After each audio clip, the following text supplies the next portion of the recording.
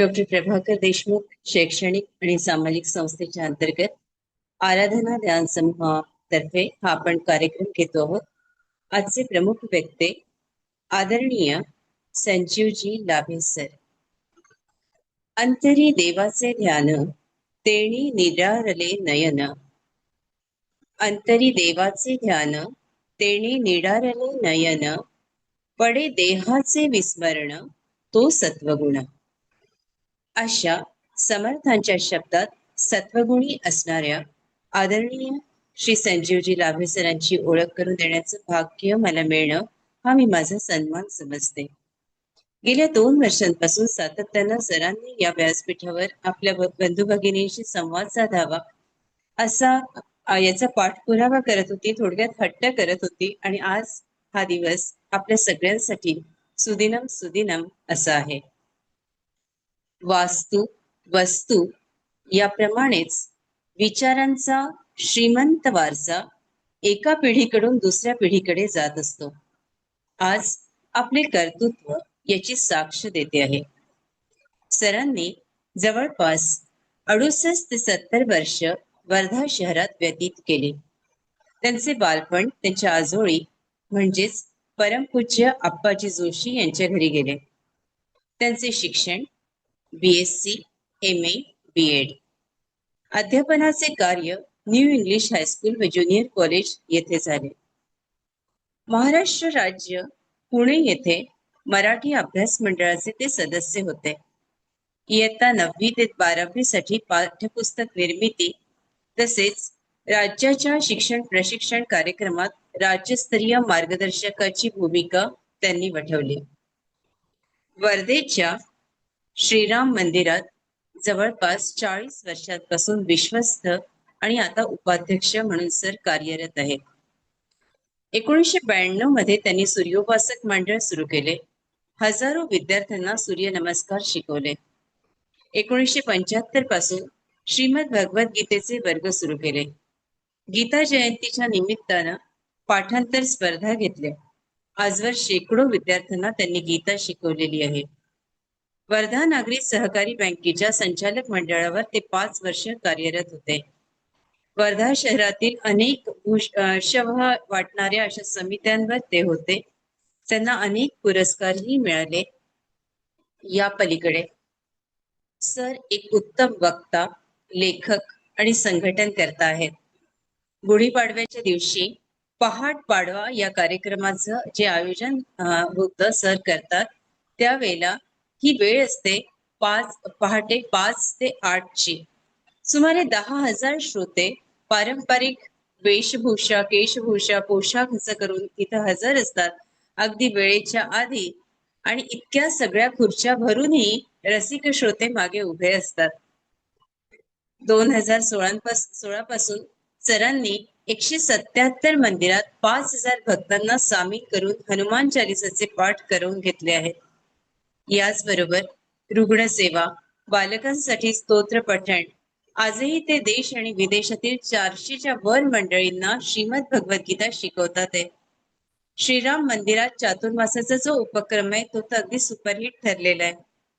मला आजही आठवतं सर, तो पहिला दिवस न्यू इंग्लिश हायस्कूल मधील पहिल्या तासाला आम्हाला मला काय व्हायचंय आणि आपल्या आवडीनिवडी काय आहेत ते सगळ्यांकडून लिहून घेतलं होतं. आणि आपण त्या बाबतीत खूप प्रयत्न केले. वर्धेत रविकिरण मंडळ म्हणजे नवोदित कलाकारांनी साहित्यिकांनी समोर यावं यासाठी आपण रविकिरण मंडळाची स्थापना केली. ते पुस्तक अजूनही माझ्याकडे जपून ठेवलंय. सर, आपण ते बीज माझ्या या देहात तेव्हा रुजवलं, हृदयात रुजवलं आणि त्याच्यामुळे मी आज थोडी बहुत लिहू शकते. सरांसाठी एक 4 ओळी मला आठवतात मजरूर सुलतानपुरींच्या. मैं अकेला ही चला था जानिबे मंजिल की ओर. मैं अकेला ही चला था जानिबे मंजिल की ओर. लोग साथ आते गए, कारवा बनता गया. सर, आपण आमचे आदर्श आहात. आपल्याला नमस्कार करते इथूनच आणि या कार्यक्रमाची सुरुवात करते. पुढील सूत्र आपल्या हाती. सर्वांना नमस्कार. चिरंजीव ऋताच्या आग्रहामुळे आपल्या सगळ्या लोकांची भेट होते आहे आणि निमित्त आहे लौकिकार्थाने माझे आजोबा असलेले, परंतु असे अनेक अंशी ज्यांचे हृदयाचे संबंध होते, अशा पूजनीय अप्पाजी जोशींच्या काही आठवणी मी आपल्याला सांगाव्या असं तिने मला आग्रह केला. बराच काळ ती हे म्हणत होती, मी ते पुढे ढकलत होतो. पण आता तिने तो पूर्ण करून घेतला तिच्या स्वभावामुळे, जिद्दीमुळे. तर मी आपल्यासमोर आलो आहे. अप्पाजी जोशी यांचं नाव हरी असं होतं. हरी कृष्ण जोशी. त्यांचा जन्म वर्धेला 30 मार्च 1897 रोजी झाला आणि त्यांचा मृत्यू 21 डिसेंबर 1979 रोजी झाला. जन्मही वर्धेत आणि एका अर्थाने त्यांचा शेवटही वर्धेमध्ये झाला. एका सामान्य भिक्षुकाच्या घरामध्ये त्यांचा जन्म झाला. वस्तुतः या कालावधीमध्ये जी उंची त्यांनी आपल्या व्यक्तिमत्वाला दिली आणि त्यामुळे ते आपला वर्णविषय झाले. हे जे विशेष व्यक्तिमत्व आपल्या समोर त्यांच्यामुळे आलं, तो प्रवास कसा झाला यासंबंधी थोडा आढावा आपण आज घेऊया. मला आठवतं 1966 साल असेल. 1967 मध्ये सार्वत्रिक निवडणुका व्हायच्या होत्या. त्यावेळेच्या जनसंघाचे एक मोठे नेते होते अटल बिहारी वाजपेयी. संसद सदस्य होते. त्यांचं व्यक्तिमत्व सुपरिचित, नंतर ते पंतप्रधानही झाले आपल्या देशाचे. तर त्यावेळेला निधी जमवण्यासाठी म्हणून निरनिराळ्या जिल्हा केंद्रावरती त्यांना पर्स देण्याचा कार्यक्रम झाला. वर्धेलाही पण झाला तो. मला नेमका आकडा माहित नाही, कधी 51,000 असेल. आता 51,000 रुपये आपल्याला हसायला येतं. त्या काळामध्ये ती खूप मोठी रक्कम होती. लाखांमध्ये 51 लाख असे. तर तो कार्यक्रम झाला. त्या कार्यक्रमाच्या आधी ते आमच्या घरी आले होते अप्पाजींना भेटायला आणि नंतर मग ते तिथे गेले. त्या का भाषणाच्या प्रारंभी त्यांना असं म्हटलं की वर्धेला येण्याचं मला मोठं आकर्षण असतं. त्याची 4 कारणं आहेत. 4 व्यक्तींच्या आकर्षणापायी मी इथे येतो. एक तर महात्मा गांधींचा निवास, इथे त्याला कर्मभूमी राहिली. पूज्य विनोबा भावेंची पण ही कर्मभूमी राहिली आहे. यमुनालालजी बजाज इथे झाले. आणि चौथं तुम्हा सगळ्यांना कदाचित माहिती नसेल, पण ते असं म्हणाले, ज्यांच्या पायापाशी बसून आम्ही राष्ट्रभक्तीचे धडे शिकलो, ते पूज्य अप्पाजी जोशी या वर्धा शहरामध्ये आहेत. त्यांना भेटावं असं मला वाटत असतं. आता तिथे हजारो लोक एकत्र होते. त्याच्यापैकी कितीतरी लोक असे होते की जे अप्पाजींना ओळखतही नव्हते. परंतु ही एक अखिल भारतीय पुरुषांनी त्यांच्याविषयी म्हणावं. आणि त्यानंतर मग अनेक लोक आले, त्यांचे परिचितही आले आमच्या घरी. ते म्हणाले, अप्पाजी तुम्ही इतके मोठे असाल आम्हाला माहिती नव्हतं. असे ते होते. ते असे मोठे होते तरी त्यांचं मोठेपण कोणाला कधी जाणवलं नाही, कोणाला कधी खुपलं नाही.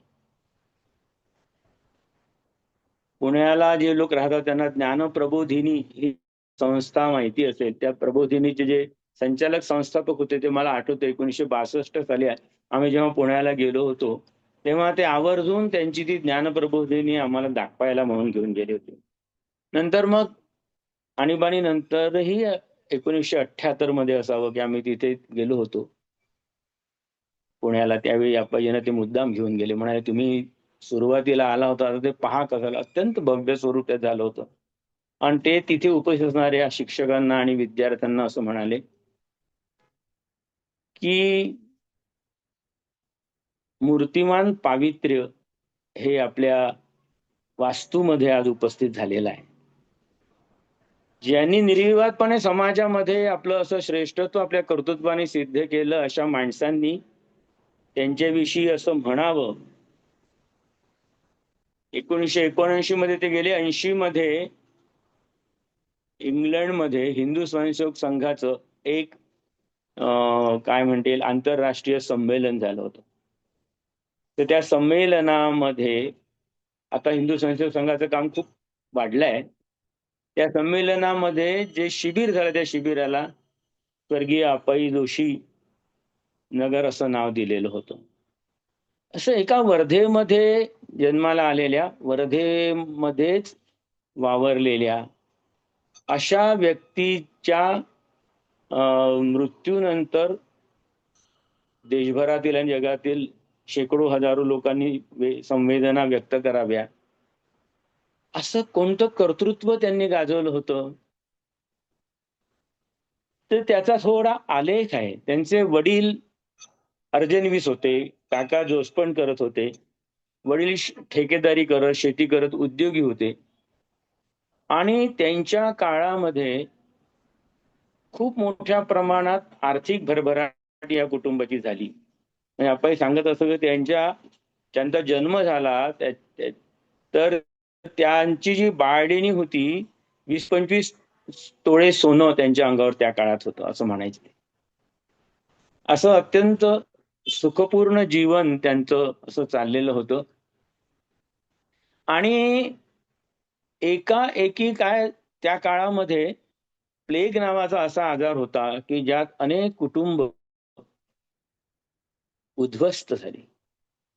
त्यात यांचं पण कुटुंब होतं. आणि एका आठवड्याच्या आत यांच्या कुटुंबातील 5 व्यक्ती मरण पावल्या. त्यात त्यांचे वडील गेले,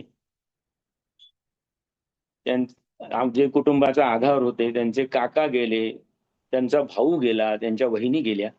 असं झाल्यानंतर ते असं कुटुंब कोलमडून पडायचं, पण ते त्यांच्या आजीने सावरलं. आणि नंतर असं लक्षात आलं की जे मित्र होते ते पण तोंड त्यांनी फिरवलं. आणि असा काळ आला की आईला कष्ट करावे लागले. घरोघरी जाऊन कष्ट करून तिने आपल्या 2 मुलांना वाढवलं. अशा प्रकारचा एक काळ त्यांच्यावर आला. पण काळ तो सुखाचा असो की काळ हा अत्यंत दुरवस्थेचा असो, या दोन्ही अवस्थांच्या मध्ये त्यांच्यामध्ये जे बीजारोपण झालं देशभक्तीचं, त्याला 2 व्यक्ती विशेषत्वाने काय म्हणतील उल्लेखनीय आहेत. त्यापैकी एक गोपाळराव पानपत्ते नावाचे एक गृहस्थ होते. त्यांना अशा प्रकारे बालकांना एकत्र करण्याचा छंद होता आणि ते बालकांना एकत्र करत त्यांना आपल्या देशाची परिसमजून सांगत, त्यांना ती किती समजे माहित नाही, पण ही 10-12 वर्षाची बालकं त्यांनी एकत्र केली होती. आणि त्यांना घेऊन वर्धेजवळच्या हनुमानगडावरती ते जात. तेथे एक सत्पुरुष वर्धेच्या भाग्याने राहायला आले होते, पूज्य श्रीधरबुवा परांजपे. ते संतच होते, पण ते देशभक्तीने भारलेले होते. आणि त्या काळामध्ये म्हणजे 1905 वगैरे अशा काळामध्ये आणि अस्पृश्यता ते मुळीच पाळत नसत कोणत्याच प्रकारची आणि कोणालाही पाळू देत नसत.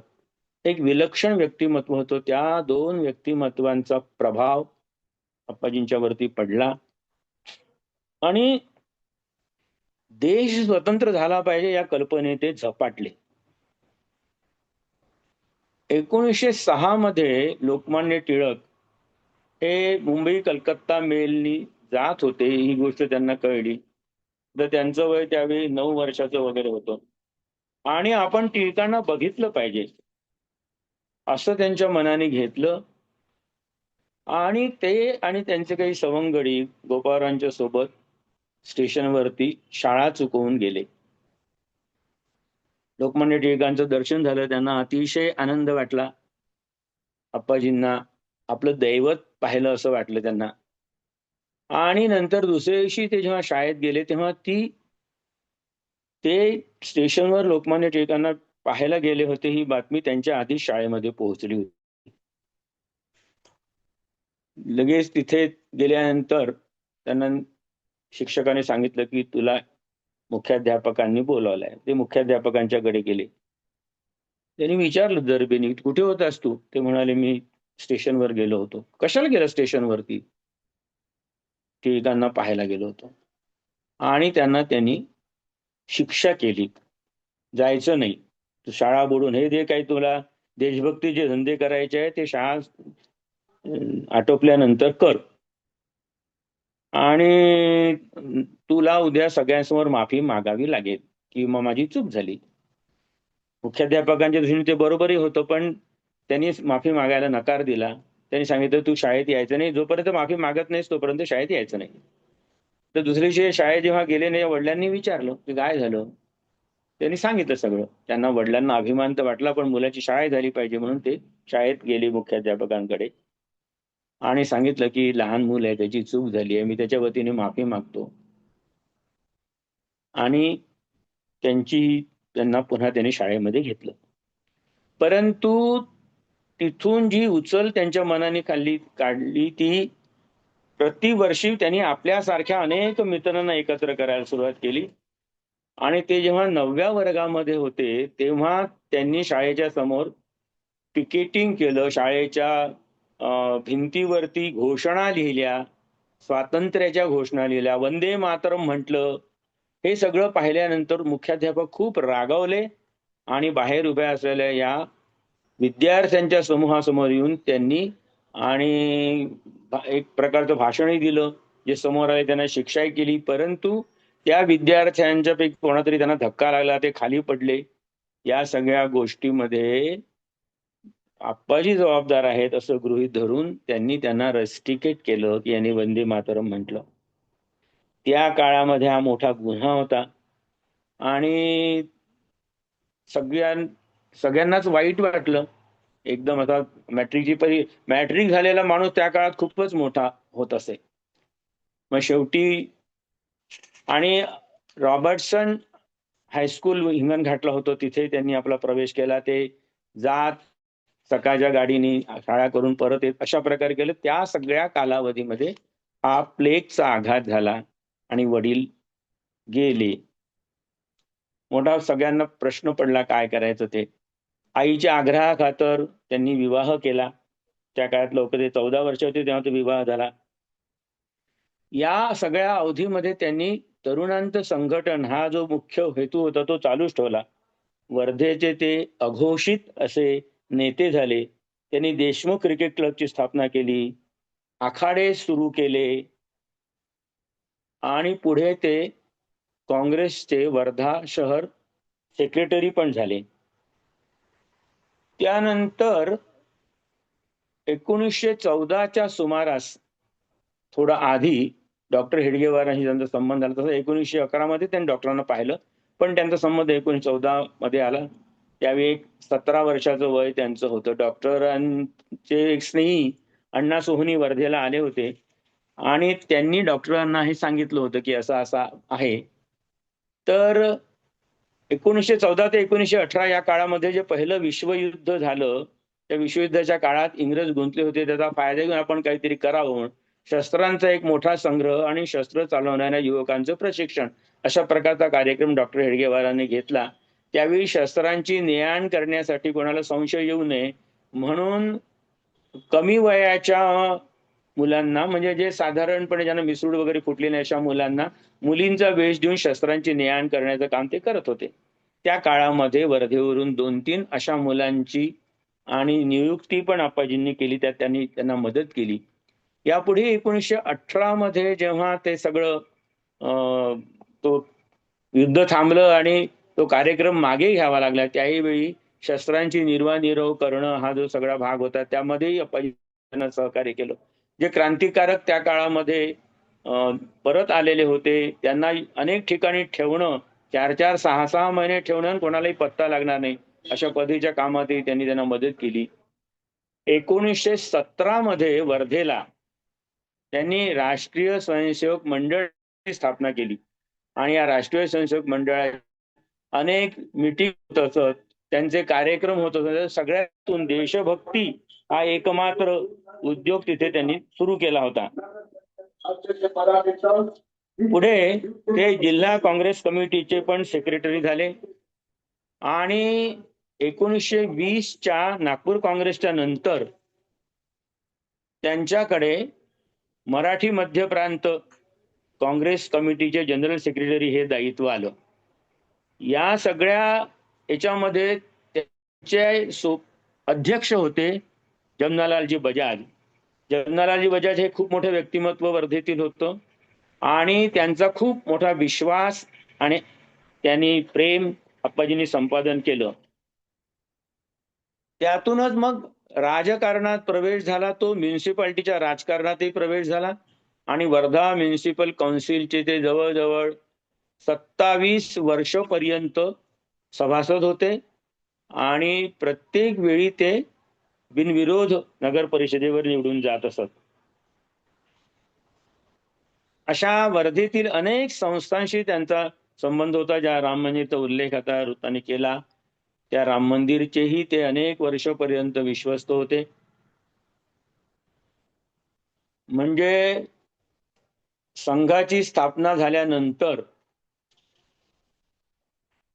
डॉक्टर हेडगेवारांनी एका तरुणांच्या बैठकीमध्ये असं म्हटलं की आपल्या या हिंदू राष्ट्राला स्वतंत्र करण्यासाठी म्हणूनच आपला हा संघ आपण सुरू केलेला आहे. अशा वेळी आपलं पूर्ण आयुष्य या एकमेव कामाला द्यावं असं आपल्याला वाटत नाही का, असं प्रश्न विचारला असताना आणि अप्पाजींनाच अशी प्रेरणा झाली आणि त्यांनी त्या काळात ज्या ज्या संस्थांशी संबंधित होते त्या सर्व संस्थांचे राजीनामे एका रात्रीत लिहून डॉक्टर हेडगेवारांच्या स्वाधीन केले. अशा 52 संस्था होत्या. त्यातील फक्त 3 संस्था ते राजीनामे काढून त्या मंदिर आणि म्युन्सिपाल्टी आणि आणखीन काही एक संस्था असं काढून त्यांनी 49 संस्थांचे राजीनामे पाठवून दिले. त्यातून ते मुक्त झाले. इतकी निष्ठा त्यांची डॉक्टरांच्या ठिकाणी होती. 1920च्या या काँग्रेस नंतर 1921ला जे असहकाराचं आंदोलन झालं, त्या आंदोलनामध्ये डॉक्टर हेडगेवार तुरुंगात गेले आणि त्यांनी जे स्टेटमेंट दिलं तेही इतकं जहाल होतं की त्या तो जे जज होते त्यांनी म्हटलं की यांच्या भाषणापेक्षा यांचं स्टेटमेंट जास्त जहाल आहे आणि त्यांना जवळजवळ 1 वर्षाची कारावासाची शिक्षा झाली. तिथून परत आल्यानंतर जेव्हा त्यांच्या लक्षात आलं की जो उत्साह आधी आहे तो आता नाही आहे आणि म्हणून काँग्रेसच्या व्यतिरिक्त एक देशभक्तांचं संघटन उभं कसं करता येईल हा विचार त्यांनी केला. त्या काळामध्ये विदर्भात त्यांनी 14 ठिकाणी ज्या बैठकी घेतल्या, त्या बैठकींच्या 14च्या 14 बैठकीमध्ये त्यांनी अप्पाजींना आपल्या सोबत नेलं. यावरून लक्षात असं येतं की डॉक्टरांना अप्पाजींवरती किती विश्वास होता आणि त्या 14 बैठकींना ते हजर होते. याचं सार म्हणा, निचोड म्हणा, 1925 मध्ये विजयादशमी दिवशी 27 सप्टेंबर 1925ला नागपूरला डॉक्टर हेडगेवारांनी आपल्या घरामध्ये आज आपण राष्ट्रीय स्वयंसेवक संघाची आज आपण संघात सुरू करतो असं म्हटलं. नाव नव्हतं होय राष्ट्रीय स्वयंसेवक, त्यांच्या मनात होतं. कारण त्यांच्या मनात होतं म्हणूनच वर्धेला ते राष्ट्रीय स्वयंसेवक मंडळ सुरू झालं होतं. पण त्यांनी ते कोणावर लादलं नाही. संघ सुरू झाला. अर्थात तिथे संघ सुरू झाल्यानंतर सर्वत्र सुरू व्हावा असा स्वाभाविक त्यांच्या मनात विचार आणि त्यांची नैसर्गिक निवड म्हणजे वर्धा. त्यामुळे वर्धेला त्यांनी एक बैठक घेतली. ती अर्थातच अप्पाजींनी आयोजित केली. वर्धेचा ज्यांना परिचय आहे त्या लोकांना ह्या माहिती आहे. दत्त मंदिरच्या पश्चिमेला बापट वकील जिथे राहत होते तिथे पूर्वी मनोहरपंत देशपांडे वकील राहायचे. ते डॉक्टरांचे मित्र होते, सहाध्यायी होते. त्यांच्या घरी बैठक झाली आणि मग सगळी मंडळी राम मंदिरामध्ये एक तर रामाच्या दर्शनाला आली आणि 18 फेब्रुवारी 1926 या दिवशी ती बैठक झाली आणि राम मंदिरात संघाची दुसरी शाखा वर्धेमध्ये सुरू झाली अशी डॉक्टरांनी घोषणा केली.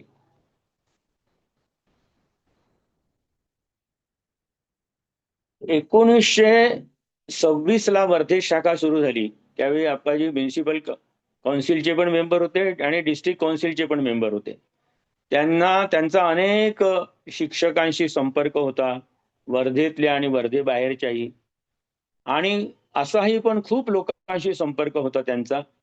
हिंगणीचे सुभेदार आहेत, सिंधीचे टालाटुले आहेत, आष्टीचे देशपांडे आहेत, अशा अनेक लोकांशी त्यांचा संपर्क पूर्वीपासून होताच.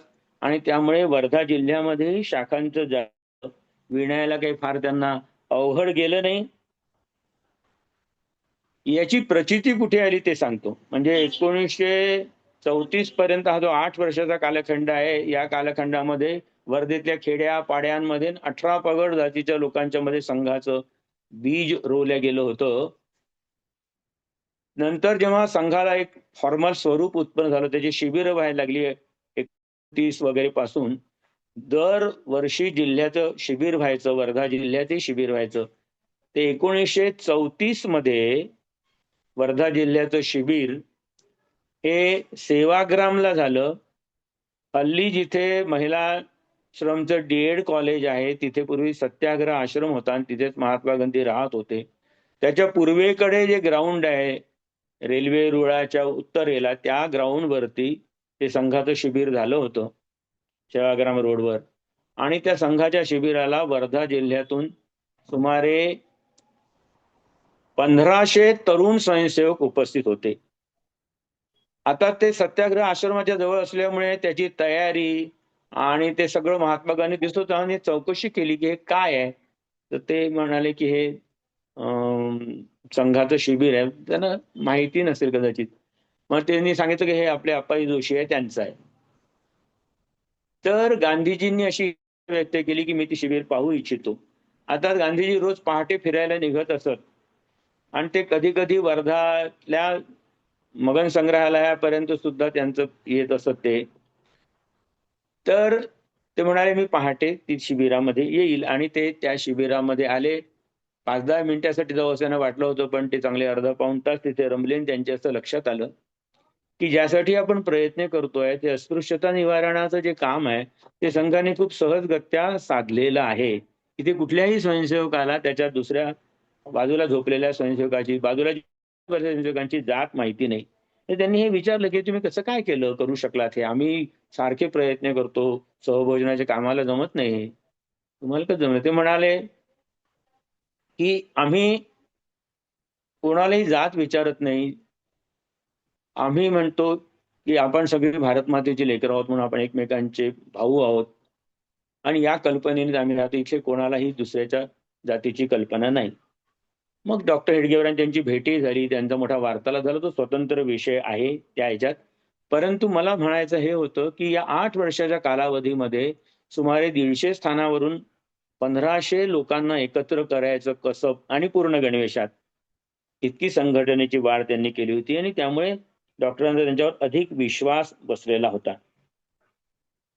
वास्तविक एक कौटुंबिक घटना 1934 सालीच अप्पाजींच्या जीवनामध्ये घडली. ती अशी होती की हे 2 भाऊ ज्यांना त्यांच्या आईने वडिलांच्या पश्चात वाढवलं, त्या धाकट्या भावाचं नाव शंकर असं होतं.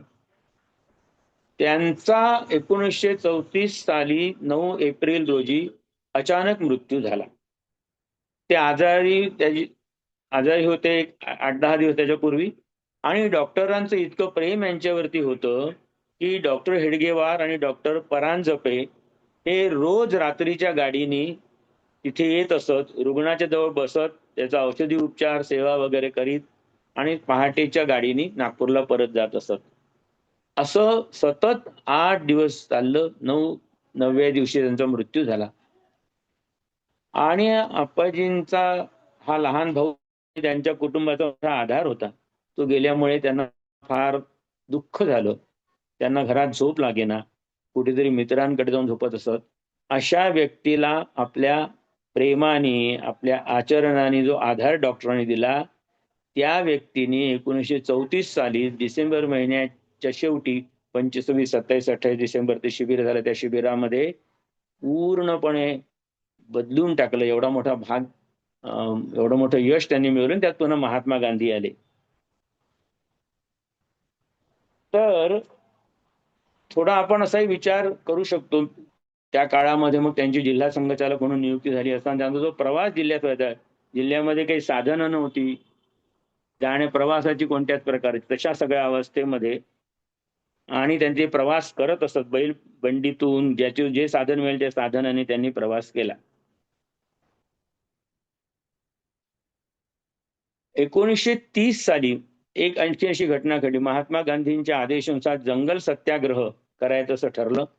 त्या काळामध्ये ही प्रांतिक काँग्रेस कमिटी जनरल सेक्रेटरी होते आणि त्यामुळे ते डॉक्टर हेडगेवारांकडे गेले आणि ते म्हणाले की महात्मा गांधींचा असा आदेश आहे की जंगल सत्याग्रहात भाग घेतला पाहिजे, तर मी आता भाग घेणार आहे, तर माझ्या जागी जिल्हा संघचालक मनोहर देशपांडे हे काम करतील आणि मी या सत्याग्रहात जातो. तर डॉक्टर हेडगेवार म्हणाले मी पण येतो तुमच्यासोबत सत्याग्रहामध्ये, आपण सगळेच मिळून जाऊ.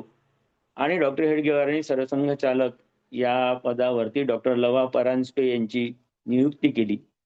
डॉक्टर हेडगेवारांना सरसंघचालक करण्याचा आग्रह सुद्धा आप्पाजींनीच धरला होता, तो आदेशही त्यांनीच दिला होता, डॉक्टरांना न विचारता तो त्यांनी मान्य पण केला होता. त्यामुळे ते म्हणाले आपण सगळेच मिळून जाऊ. आणि म्हणून नागपूरवरून 4 जण, चंद्रपूरचे 2 जण आणि बाकीचे सगळे वर्धेतले असे जवळजवळ 12 जणांचा हा जत्था राम मंदिरामध्ये दर्शन घेऊन आणि तिकडे धामणगावकडे रवाना झाला. धामणगाववरून ते यवतमाळ जिल्ह्यामध्ये सत्याग्रहाला गेले होते. त्यामध्ये यांना सत्याग्रहात शिक्षा झाली. अप्पाजींना क वर्ग मिळाला, कारण ते डॉक्टर हेडगेवारांना अ वर्ग मिळाला. अप्पाजींना क वर्ग मिळाला कारण त्यांनी आपला व्यवसाय भिक्षुक असं दिला होता. भिक्षुकीचं भाषांतर तिथल्या क्लर्कनी बेगर असं केलं होतं आणि त्यामुळे त्यांना क वर्ग देणार, सक्तमजुरीची शिक्षा त्यांना झाली. मग सगळ्यांच्या रदबदलीवरून आणि त्यांना समजावून सांगून आणि मग त्यांना नंतर ब वर्ग मिळाला. शिक्षा भोगून आल्यानंतर यांची सुटका झाली. 1930 पर्यंत ते भाड्याच्या घरात राहत होते.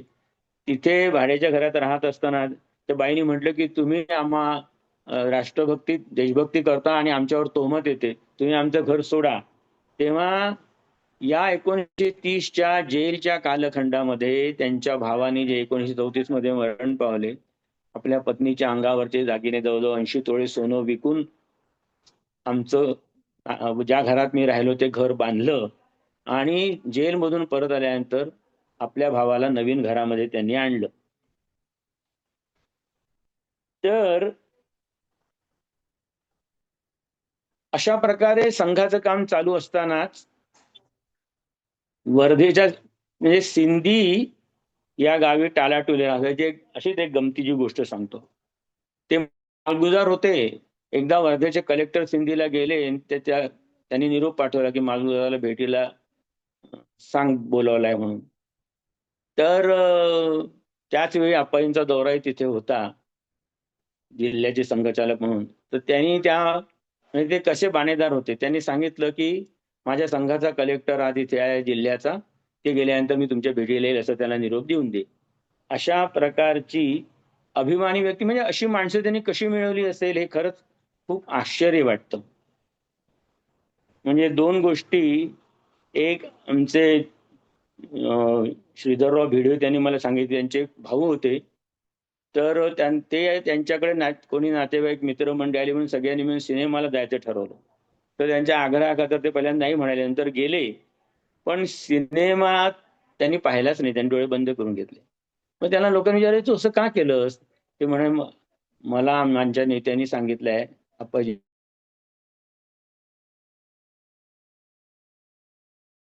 छान शो करणं योग्य नाही. तर अशा प्रकारचा प्रभाव अनेक कुटुंबांवरती, अनेक व्यक्तींवरती त्यांचा होता. संघाची धोरणं ठरवण्यासाठी म्हणून 1939 साली सिंधीला बैठक झाली. त्या काळामध्ये काही फार मोठं असं कामच नव्हतं संघाचं. काही थोडंसं मराठी मध्य प्रांतामध्ये, काही आपल्या महाराष्ट्रामध्ये वगैरे असं होतं.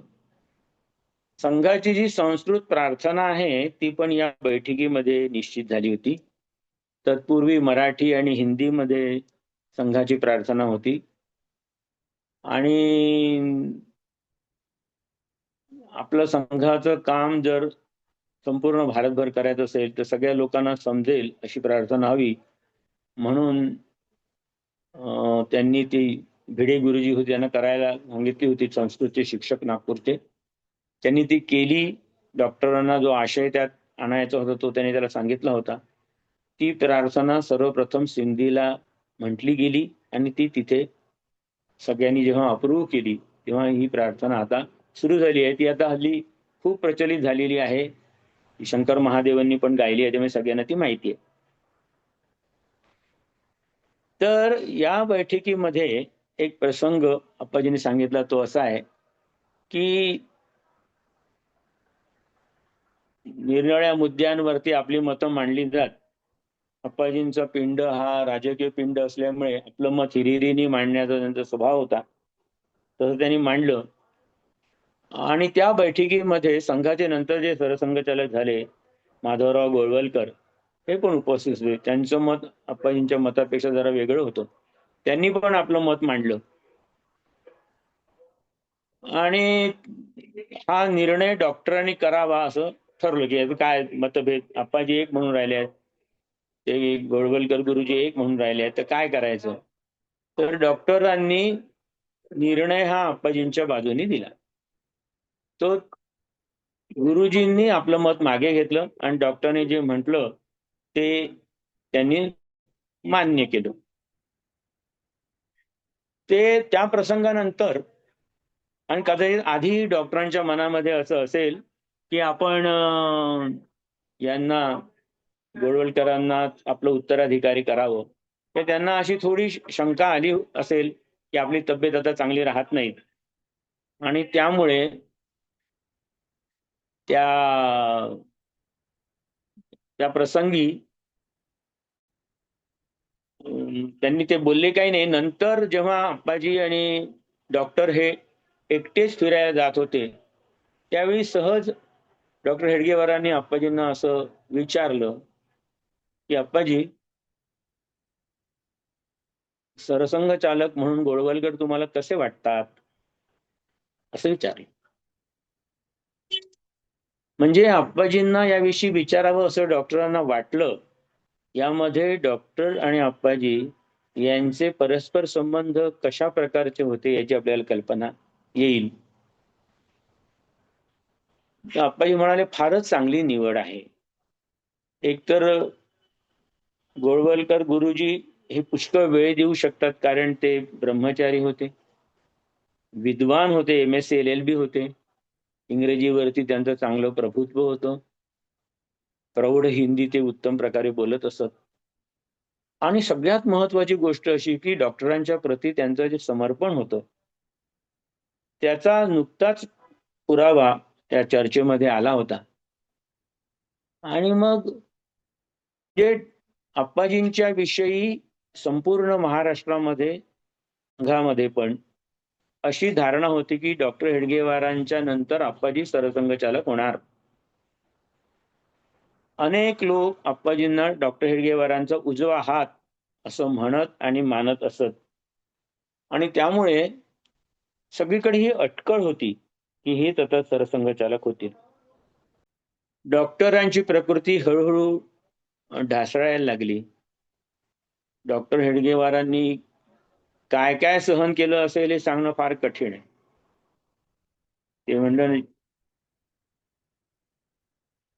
की एक अतिशय बलदंड असं त्यांचं शरीर होतं आणि 1940 साली त्यांचं वय केवळ 51 वर्षाचं असताना आणि अक्षरशः रक्ताचं पाणी त्यांनी केलं असं म्हटलं पाहिजे, कारण त्यांच्या शरीरातून ते पाणी काढण्यात आलं होतं. त्यावेळीच गोळवलकर गुरुजींनी सांगितलं की आता हे लंबर पंक्चर करायचं म्हणतात, तर आता तुम्हाला संघाची जबाबदारी सांभाळायची आहे. ते म्हणाले तुम्ही बरे व्हाल ते पाहू नंतर. पण गुरुजींचं डॉक्टरांशी आणि डॉक्टरांचं अप्पांशी नातं कसं होतं याचं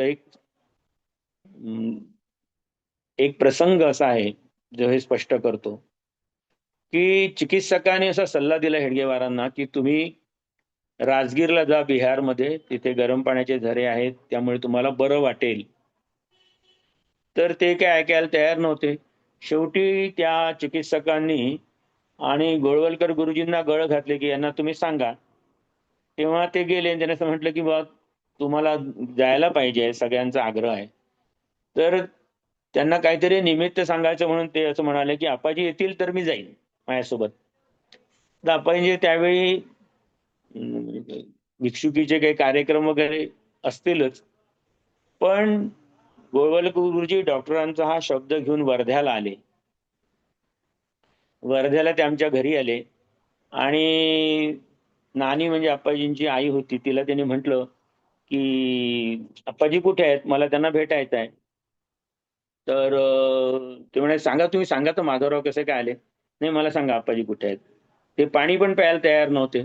मग आप्पाजी कुठेतरी श्राद्ध सांगायला गेले होते. तर तिथे त्यांना घेऊन गेले. त्यावेळेचे कोणीतरी स्वयंसेवक असतील ते. त्यांना पाहून सगळेच जण चकित झाले, ओळखत तर होतेच. तर कारण त्यावेळी ते सरकार्यवाह होते आणि आले आहेत. मग आप्पाजी बाहेर आले. कसं काय आले तुम्ही माधवराव. ते म्हणाले तुम्ही आधी हो म्हणा. हे याच्यातून इथून आवाज येतो का. सारखं रडणं सुरू आहे त्यांचं, बंद करून. तुम्ही कसे काय आलात असं म्हटलं त्यांनी. ते म्हणाले आधी हो म्हणा. अरे आधी हो काय म्हणा. नाही, त्याच्याशिवाय मी पाणी पण पिणार नाही. बरं हो काय आहे सांगा. तुम्हाला राजगीरला डॉक्टरांसोबत आहे, डॉक्टर जिवंत असावे असं तुम्हाला वाटतं का. ते म्हणाले हा काय प्रश्न विचारता. मग तुम्हाला त्यांच्यासोबत राजगीरला जावं लागेल. आप्पाजी सगळे कामं टाकून त्याची व्यवस्था करते करून राजगीरला गेले. राजगीरला गेल्यानंतर त्यांना डॉक्टर बरं वाटलं, पण हे आजारी पडले. यांना अतिसार सुरू झाला आणि एक प्रसंग असा आला की आता हे राहतात की नाही. तर आप्पाजींनी असं म्हटलं की रात्रीच्या वेळी आणि कोणीतरी माझ्याजवळ बसून आहे, तर मला वाटलं नानीच आहे, कारण मी ग्लानीमध्ये होतो. तर माझ्या अंगावरती अश्रू पडले. म्हणून कोण आहे असं म्हटलं. तो मला डॉक्टर, डॉक्टर तुम्ही रडता. आणि डॉक्टर झसझसून रडायला लागले. ते म्हणाले अप्पाजी तुम्हाला काही झालं तर मी नानीला काय सांगू. ते म्हणाले काही करू सांगू नका, मी बरा होईल. आणि त्यांची विल पॉवर इतकी की ते बदलले. पण 1940 मध्ये डॉक्टर गेले. गुरुजींनी सुद्धा अप्पाजींना तितकाच मान दिला जितका डॉक्टर देत असत. आणि अप्पाजींना सहकार्यवाह ते जवळजवळ 1940 ते 49 पर्यंत सरकार्यवाह होते संघाचे. म्हणजे पहिली बंदी जेव्हा आली त्यावेळी ते सरकार्यवाह होते. आणि शिवनी जेलमध्ये गुरुजींच्या सोबत त्यांना कारावास झाला होता. स्वतंत्र भारतामध्ये त्यांना 2 वेळा कारावास झाला. इमर्जन्सी मध्येही झाला. ऋतम मला वेळ सांगशील. सर बोला ना सर. स्वतंत्र भारतामध्ये हा पहिला त्यांचा कारावास होता. तेव्हा गुरुजींच्या एकत्र योगिक सामर्थ्याची त्यांना कल्पना लिहिलं की ते तासनतास ध्यान लावून बसत असत. त्यांना एकांत मिळावा म्हणून कोठडीच्या त्या दंडांना आम्ही आमचे धोत्र वाळत लावत असू. पण जेव्हा ती धोत्र वाऱ्याने उडत तेव्हा एक अपूर्व तेज त्यांच्या चेहऱ्यावरती आणि स्मित असं दिसत असे. अशी परस्परांच्या विषयी त्यांची आदराची अशी सगळी भावना होती. डॉक्टरच्या मृत्यूनंतर गोळवलकर गुरुजी सरसंघचालक झाले याबद्दल अप्पाजींना जेव्हा लोकांनी विचारलं, कारण विशेषतः पुणे मुंबई या भागामध्ये अप्पाजींचे फार दौरे होत असत. मी पण त्यांच्यासोबत काही दौऱ्यांमध्ये गेलो आहे आणि तिथल्या लोकांच्या भावना मी प्रत्यक्ष अनुभवल्या. जसे मगाशी आप्पासाहेब पेंडसेंची सांगितली. म्हणजे दरवर्षी राखी झाली की किमान 50 लोकांच्या राख्या लिफाफ्यामध्ये बंद करून त्यांची नावं लिहून तिथे पाठवली जात असत. मी ते पत्र लिहित असे बऱ्या ते नाव वगैरे म्हणून मला माहिती आहे. आणि त्या 50ही लोकांची आम्हाला राखी मिळाली अशी पत्र अप्पाजींना येत असत. तर इतकं त्या काळामध्ये जे 4-5 स्थान होत्या त्यामुळे त्या लोकांना असं वाटायचं की हे सगळं कोणी विचारलं की तुम्ही उजवे हात होतात आणि गोळवलकर गुरुजी कसे काय एकदम मध्येच उपटले सरसंघचालक झाले. तर अप्पाजींनी जे उत्तर दिलंय ते अतिशय हृदय आहे. ते म्हणाले की मी त्यांचा उजवा हात होतो ही गोष्ट खरी आहे, परंतु गोळवलकर गुरुजी हे त्यांचे हृदय होते आणि त्यामुळे स्वाभाविकच ते त्यांचे उत्तराधिकारी म्हणून पुढे आले. असं एखाद्या राजकीय पिंड असणाऱ्या व्यक्तीने म्हणावं इतकं आत्मविलोप स्वतःच करू शकण्याचं सामर्थ्य हे त्यांच्यामध्ये होतं. हे आप्पाजींचं आप्पाजी पण आहे, असं भैयाजी जोशी म्हणाले होते. श्रीभा वर्णेकर, बऱ्याच जणांनी नाव ऐकलं असेल. तर त्यांनी आप्पाजींवरती जो लेख लिहिला त्यात त्यांनी असं लिहिलं की अप्पाजी जोशी जिल्हा संघचालक होते, अप्पाजी जोशी प्रांत संघचालक होते, अप्पाजी सरकार व्यवहार होते. संघात ते काय होते हा विषय महत्वाचा नाही, संघात ते अप्पाजी जोशी होते हेच महत्वाचं आहे. तोच त्यांचा अधिकार आहे, तोच त्यांचा मृत्यू आहे. तर ते त्यांचं कर्तृत्व आहे. तर महत्वाचा मुद्दा असा की ते आमच्याकडे सुधीर फडके आले होते. ते म्हणाले की आम्हाला आप्पाजींचं खूप आश्चर्य वाटतं. मी त्यांना इथे पाहतो तर ते सोळ नेसून देवाची पूजा करत आहेत, सगळं सण वगैरे पाळून राहिलेले आहेत, सगळ्या गोष्टी करून आहेत. आणि ते जेव्हा तिकडे मुंबई पुण्याकडे येतात, आमच्या सोबत असतात ते, तेव्हा ते त्यांचं जेवण कुठे आहे याची चौकशी पण करत, कोणाच्या घरी आहे त्यांचा, आता ते शाखेतून कोणाच्या घरी चहा पाण्यासाठी जाणार याची ती चौकशी करत नाही. ते कोण आहे, त्याची जात काय आहे, त्यांना बिलकुल त्याची काही कर्तव्य नसतं. आमच्या घरी पण खाली सोहळं असायचं, पण वरती आप्पाजींच्या खोलीमध्ये कुठल्याच प्रकारे सोहळं हा भाग नसायचा. त्यांचा पहा लोकांचं त्यांच्यावरती कसं, मगाशी एक उदाहरण सांगितलं, दुसरं उदाहरण सांगतो की तरुणांचा त्यांच्यावर विश्वास कसा. माझे वडील इथे 11वी मध्ये शिकत होते वर्ध्याला योगायोगाने. ते नंतर पुढे त्यांचे जावई झाले. तर स्टेशनवर भेटायला आप्पाजी जात होते मुंबईवरून नागपूरला. त्या स्टेशनवर भेटायला इथले लोक गेले आणि इथे गेल्यानंतर गाडी सुटायला लागली तेव्हा सगळ्यांना त्यांनी हात दाखवला आणि ते त्याच्या घोळक्यामध्ये वडीलही होते. त्यांना कदाचित असं वाटलं की त्यांनी बोलवलंय असं वाटलं. ते धावत गेले, त्या डब्यामध्ये चढले. त्यावेळी ते फर्स्ट क्लासच्या डब्याने प्रवास करत असत आप्पाजी, आणि गाडीने वेग घेतला. अरे त्याला विचारलं तू कसा काय आला, तर ते म्हणाले तुम्हीच तर मला हात दाखवला. आता हा शाळकरी मुलगा 11 वर्गात शिकणारा, आपल्या नेत्याने आपल्याला बोलावलं या कल्पनेने उत्साहित होऊन त्यांनी त्या धावत्या गाडीमध्ये प्रवेश केला. इतक्या अशा प्रकारची लोकांची निष्ठा त्यांच्या ठिकाणी जडलेली होती. म्हणजे आर्वीचे डॉक्टर देशपांडे असं म्हणायचे, ते एमबीबीएस होते त्या काळामध्ये. ते म्हणायचे की अप्पाजी जी व्यक्ती नाहीच आहे, ते एक तत्व आहे आणि या वर्धा जिल्ह्याचं नाव जगभरात करण्यासाठी म्हणूनच त्यांचा जन्म झालेला आहे संघाच्या माध्यमातून. एकीकडे कुटुंबाचाही सांभाळ करायचा. म्हणजे 2 प्रसंग मला आठवतात. एक प्रसंग असा आहे की माझी बहीण 2.5-3 वर्षाची वगैरे असेल, आजारी होती आणि तिला स्मॉल पॉक्स देवी निघाल्या होत्या. त्या काळामध्ये ते एक मोठं दुखणं असायचं आणि ती दुर्दैवाने गेली संध्याकाळच्या वेळी. ते त्यांना कळलं, आपल्या घरी आपली नात गेल्यानं इतकं वाईट वाटलं. तिला घेऊन पोटाशी घेऊन ते खूप रडले, आपल्या पोरीला घेऊनही रडले. पण दुसऱ्या दिवशी सकाळी त्यांना जायचं होतं दौऱ्यावरती, तेव्हा त्यांनी आपल्या गोपाळरावांना बोलवलं आणि त्यांना म्हटलं की बाकीचं सगळं तुम्ही पहा, मला जायचं आहे दौऱ्यावरती. आणि ते चालले गेले. बाकी सगळं त्या लोकांनी केलं. दुसरं म्हणजे त्यांची आई, आम्ही नानी म्हणत होतो तिला, ती अगदी शेवटच्या घटकामध्ये होती. तिला खालीच टाकलं होतं जवळपास.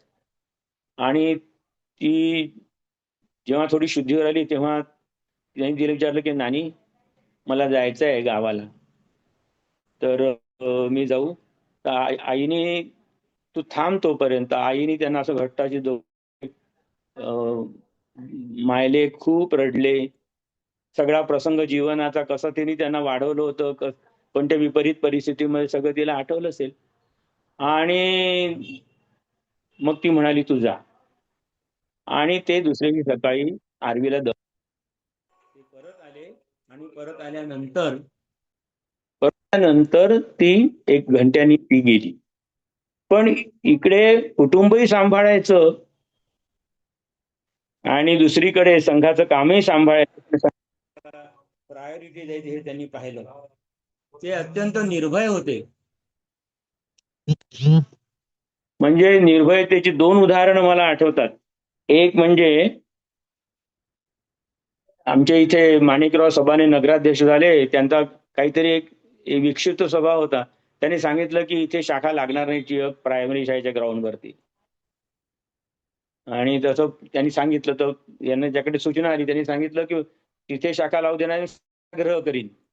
आता त्यावेळेला त्यांचं वय किती, पण त्यांनी ते सांगितलं मी सत्याग्रह करीन. ते पाहिल्याबरोबर त्यांची हे झाली, भीती वाटली त्यांना माणिकरावांनी. त्यांनी पुन्हा परवानगी दिली. ती संघात शाखा पूर्ववत सुरू झाली.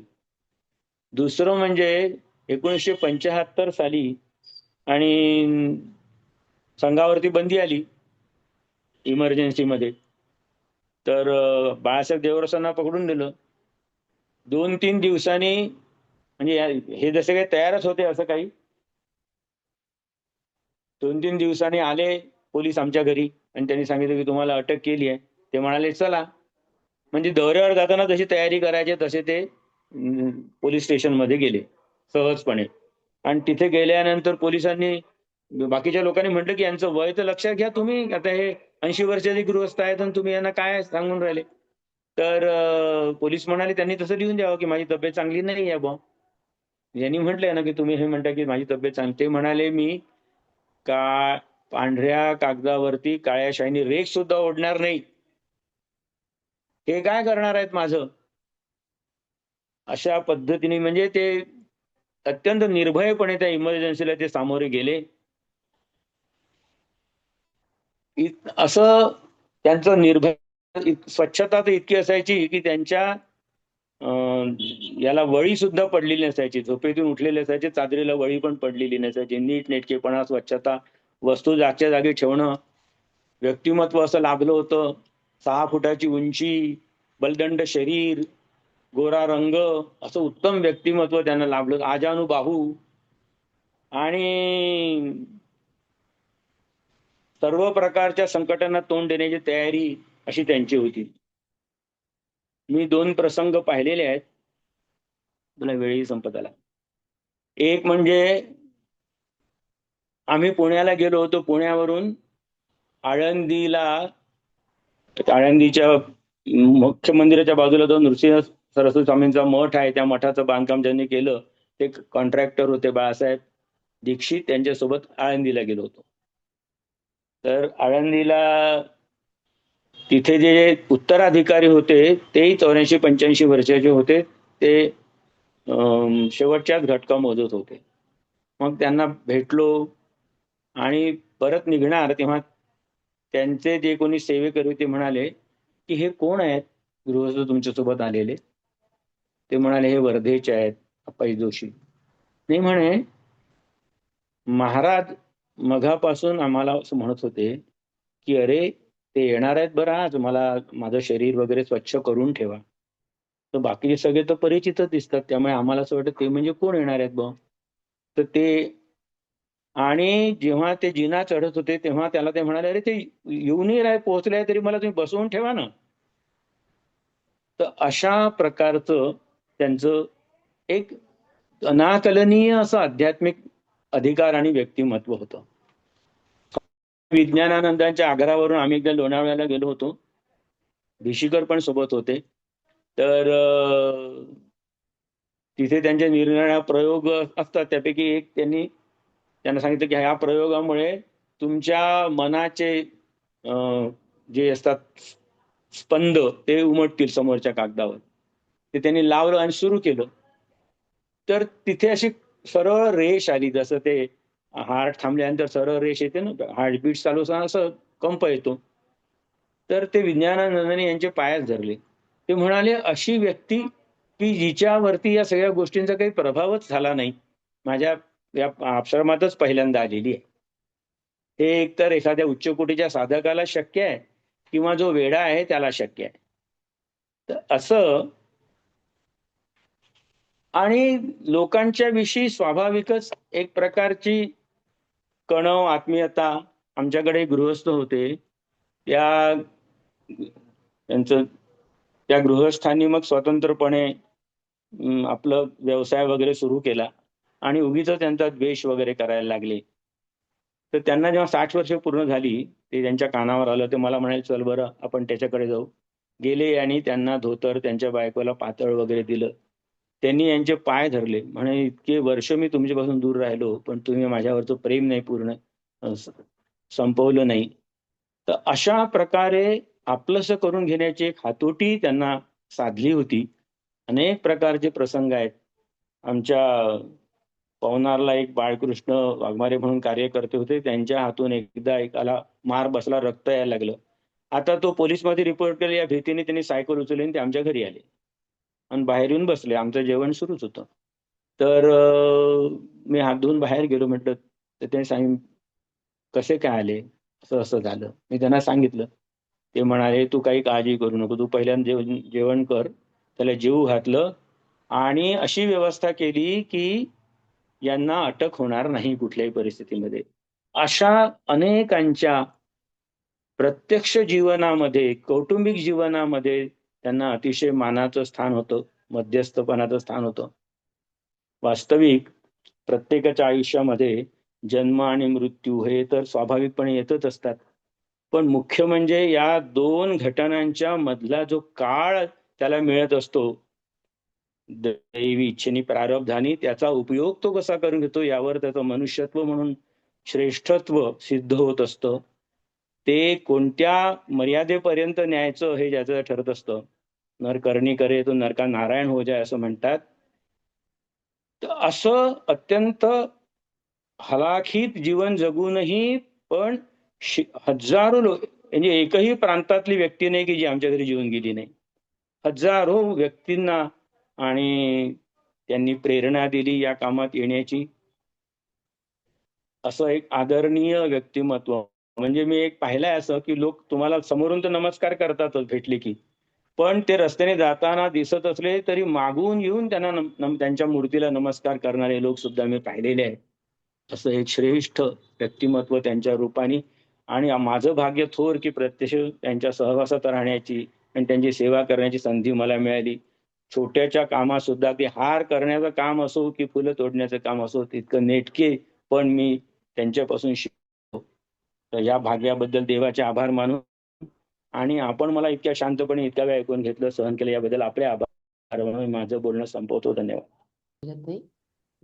आभार मानण्यासाठी मी इथं आलेली आहे. धन्यवाद संजीवजी. आपण आपल्या आजोबांचं वर्णन अतिशय छान पद्धतीनं केलं. हरिकृष्ण जोशी त्यांचं नाव, त्यांच्या जन्मापासून त्यांच्या मृत्यूपर्यंत त्यांच्या नराचा नारायण कसा झाला हे तुम्ही अतिशय छान पद्धतीनं सांगितलं. आणि आप्पाजी जोशी हे कुठलेही पदसिद्ध, म्हणजे पद जरी नव्हतं तरी ते एक तत्व होतं. ही गोष्ट खूप काही सांगून जाते. कारण तत्वाने वागणारी लोक आजकाल मिळत नाही. आणि त्यांनी किती प्रखर राष्ट्रभक्ती केली, राष्ट्रीय सेवा संघाचे त्यांनी किती काम केलं. आणि आज हा योगायोग असेल, आज राम मंदिरावर ध्वजा फडकवली आणि त्या दिवशी तुम्ही त्यांचं वर्णन केलं.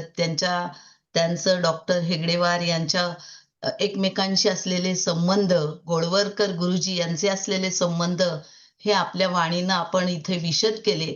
तुम्हाला त्यांचा सहवास कसा लाभला, म्हणजे व्यक्ती घडत जातात, तर त्यांना जी परिस्थिती त्यांच्या समोर येते त्या परिस्थितीनं माणूस घडत जात असला तरी त्याची तत्व त्यांनी जी शिकवलेली आहेत, त्यांच्या घरच्यांनी संस्कार केलेले आहेत, ते तत्व ते कसं सोडत नाहीत याचं मूर्तिमंत उदाहरण आपण सांगितलं. त्या काळात सुद्धा अस्पृश्यता न बाळगणारे हे आप्पाजी जोशी म्हणजे खरोखर एक अवलियाच होते, आध्यात्मिक. तुम्ही आणखीन सांगितलं की त्यांची ज्या वेळेला ती हार्टची रेषा सरळ आली त्यावेळेला तर आम्हाला म्हणजे काय व्यक्तिमत्व असेल, आध्यात्मिक उंची किती असेल त्यांची हेच जाणवतं. आई आजारी असताना सुद्धा कर्तव्याला कठोर होऊन त्यांनी घर सोडलं. आणि अशा अनेक पद्धतीने ज्ञान प्रबोधिनीचं तर जिवंत उदाहरण आहे आमच्या डोळ्यासमोर. प्रखर राष्ट्रभक्ती असणारे लोक ज्यांनी निर्माण केली ते अटल बिहारी वाजपेयी यांचा सहवास त्यांना लाभला. खरोखर अशा उत्तुंग व्यक्तिमत्वाला आमचा सर्वांचा सलाम. आणि आपण आलात, आपली त्यांची माहिती, राजकारणी लोकांची माहिती सांगणं म्हणजे खरं फार म्हणजे त्याच्यामध्ये गोष्टी वगैरे काही नसतात, पण तरी सुद्धा तुम्ही इतक्या छान पद्धतीने सांगितलं, आपल्या व्याख्यानाला रंगत आणली. याबद्दल आपले खूप खूप आभार मानते. धन्यवाद सर. उज्ज्वलाताई धन्यवाद. सर, हा एक भाग एक झाला असं आपण समजूया आणि भाग दुसरा लवकरच घेऊया. मी आपल्याला विनंती करते आणि इथेच आपली सगळ्यांची रजा मागते. अप्रतिम सुंदर बोललात सर. या हृदयचे त्या हृदय. असं वाटलं होतं आपला संवाद संपूच नाही. धन्यवाद न म्हणता मी आपल्या ऋणातच राहू इच्छिते सर. जय श्रीराम. जय श्रीराम.